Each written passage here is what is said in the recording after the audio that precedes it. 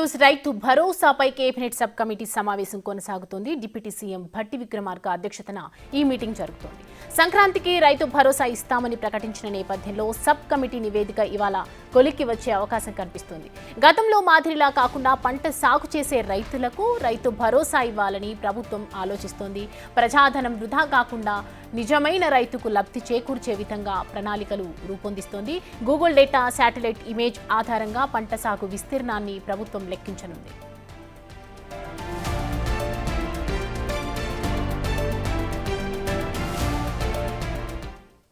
ఈ అంశానికి సంబంధించి మరిన్ని అప్డేట్స్ మా ప్రతినిధి వెంకట్ లైవ్ లో అందిస్తారు. వెంకట్, చెప్పండి, ఇప్పుడు కేబినెట్ సమావేశం జరుగుతుంది రైతు భరోసాకి సంబంధించి. గతంలో ప్రభుత్వం చేసినటువంటి కొన్ని తప్పులు, అంటే రైతు బంధు అనే చట్టం నేపథ్యంలో చాలా మంది అధికారులకు కూడా వెళ్ళడం జరిగింది. నిజమైన రైతులకు ఇది వెళ్ళలేదు అనే ధోరణితో ఇది రైతు భరోసా అనే పద్ధతిని తీసుకొచ్చారు. సో ఇది కేబినెట్ ఏ విధంగా జరుగుతుంది ఈ మీటింగ్?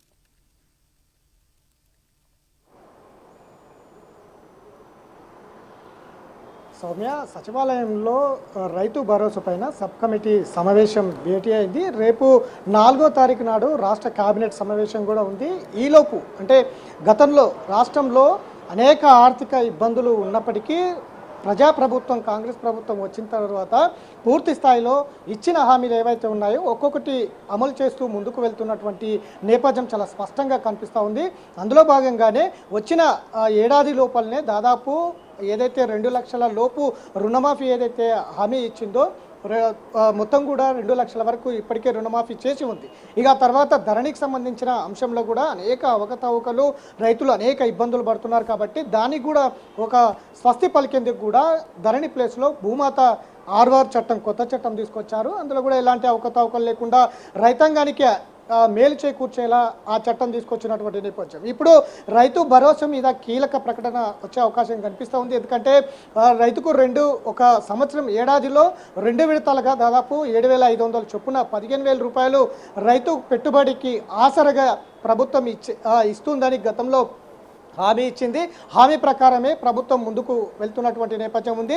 కాసేపటి క్రితమే సచివాలయంలో ఇటు రైతు భరోసా పైన ఏదైతే సబ్ కమిటీ ఉందో సబ్ కమిటీకి సంబంధించిన మంత్రుల సమక్షంలో సమావేశం జరుగుతూ ఉంది. ఇప్పటికే ఇది సబ్ కమిటీ ఇప్పటికే రైతు భరోసా పైన రాష్ట్ర వ్యాప్తంగా మొత్తం కూడా తిరిగింది. ఆ రైతాంగ సమస్యల పైన కూడా రైతులతో పాటు ఎవరెవరు వ్యవసాయం చేస్తున్నారు, ఎవరెవరు ఎన్ని ఎకరాలలో వ్యవసాయం చేస్తున్నటువంటి అంశాలు ఇవన్నీ కూడా పరిగణలో తీసుకుంది ఈ సబ్ కమిటీ. కాబట్టి ఇప్పటికి ఒక 4 ముసాయిదాలు దీని మీద పెట్టింది.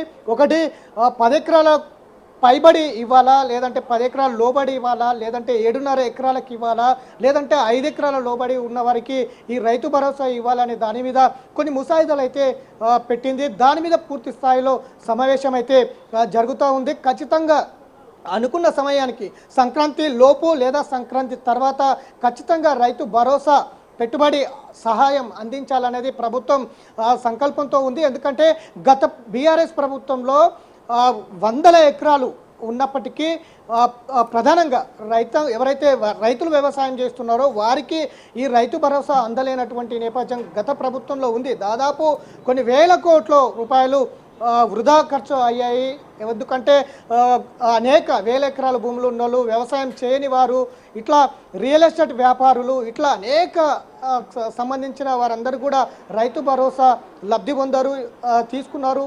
ఇప్పుడు ఎలాంటి అంశాలు ఎవరికి న్యాయపరంగా ఎవరైతే వ్యవసాయం చేస్తున్నారో వ్యవసాయం చేసే వారికి మాత్రమే ఖచ్చితంగా రైతు భరోసా అందించేందుకు అయితే ప్రభుత్వం ముందుకు వెళ్తున్నటువంటి నేపథ్యం ఉంది. దాని మీదనే పూర్తి స్థాయిలో కసరత్తు మొదలుపెట్టిందని చెప్పుకోవచ్చు.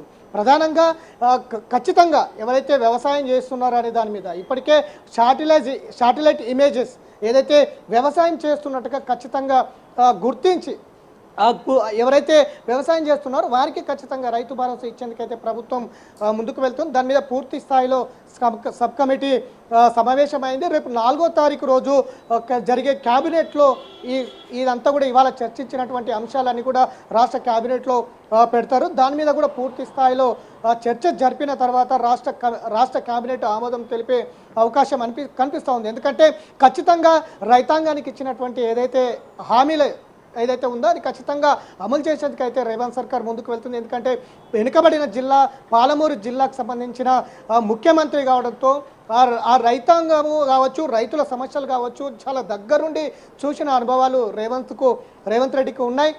వలసలు కావచ్చు, ఆత్మహత్యలు కావచ్చు, అట్లా రైతులు అనేక సమస్యలు పడుతున్నటువంటి నేపథ్యం, అనేక అంశాలు ఆ జిల్లాలో ఉన్నాయి. కాబట్టి ఇవన్నీ కూడా ఈ కాంగ్రెస్ ప్రభుత్వంలో, ఎందుకంటే గతంలో కూడా కాంగ్రెస్ ప్రభుత్వమే రైతాంగంలో అనేక సంస్కరణలు కావచ్చు, అనేక అంశాలు కావచ్చు తీసుకొచ్చినటువంటి నేపథ్యం కాంగ్రెస్ పార్టీకి ఉంది. కాబట్టి ఖచ్చితంగా ఒక నిర్దిష్టంగా, ఒక ప్రణాళికబద్ధంగా రైతాంగ సమస్యలు చాలా సులువుగా తీర్చేందుకైతే రాష్ట్ర కాంగ్రెస్ సమాయత్తం అవుతుందని చెప్పుకోవచ్చు. అందులో భాగంగానే ఇవాళ ఈ రైతు భరోసా పైన సబ్ కమిటీ సమావేశమైంది. రేపు 4వ తారీఖు రోజు పూర్తి స్థాయిలో దీని మీద చర్చ చేసి ఈ రైతు భరోసా పైన విధి విధానాలు వెలువడించే అవకాశం అయితే కనిపిస్తుంది.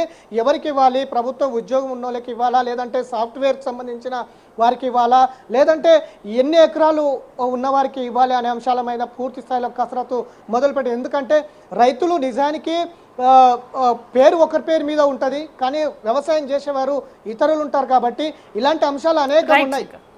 అనేక వేల ఎకరాలు ఉన్న భూస్వాములు కూడా రైతు భరోసా కావచ్చు, రైతు రుణమాఫీ తీసుకున్నారు. కాబట్టి ఇప్పుడు అలాంటి అంశాలు ఏది కూడా రాకుండా ఎవరైతే వ్యవసాయం చేస్తున్నారో వారికి ఖచ్చితంగా రైతు భరోసా అందించాలనేది ప్రభుత్వం ప్రయత్నాలు జరుగుతున్నాయి. దానికి సంబంధించి పూర్తి స్థాయిలో ఈ రైతు భరోసా పైన ఒక సబ్ కమిటీ భేటీ అయింది. రేపు 4వ తారీఖు కేబినెట్లో ప్రవేశపెట్టి దాని మీద విధి విధానాలు ప్రకటించే అవకాశం అయితే కనిపిస్తుంది. Soumya, thank you Venkat.